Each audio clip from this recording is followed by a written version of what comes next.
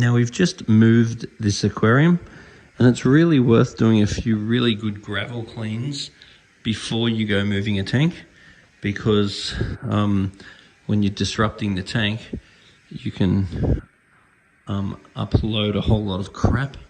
Now the other thing that I pretty much insist on is that you put some polyfilter in every time that you move a tank. Want some fresh polyfilter. In this case I've just put it there in the sump, right there. And then they'll remove any potential hydrogen sulfide or various gases that will be released during the move. Now the other thing is that this tank's got a top-up tank, and it's really great to use the top-up tank because it'll allow consistent salinity during the evaporation. But it's also really good to use that top-up tank as a quarantine tank as need be. So if you empty it and just put a little internal filter on it and a little somewhere for the fish to hide, then when you get new fish, you can put the fish in there. You don't even need a heater, because you'll find that the temperature will radiate across. So all it needs is an internal filter, and then you can employ that little section as a quarantine tank.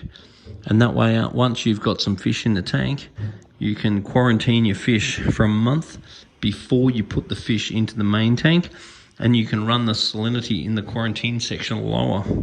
It's really important that it has good oxygen though, really good surface agitation in that area due to the shape of it. And then you could just chuck a fish or two in there.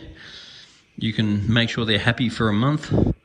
Make sure they haven't cracked out with any disease from having a low immune system from being moved. Then once you're happy with the fish, you can slowly raise the salinity in here to make sure it matches the main tank. Then you can just catch the fish straight out and throw them straight in, assuming that the pH and salinity and temperature are the same.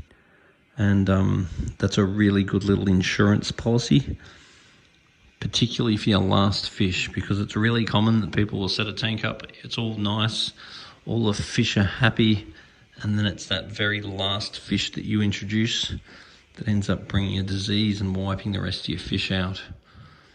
So you want to just take precaution before putting new fish in the tank. Quarantine them for a month. Bob's your uncle.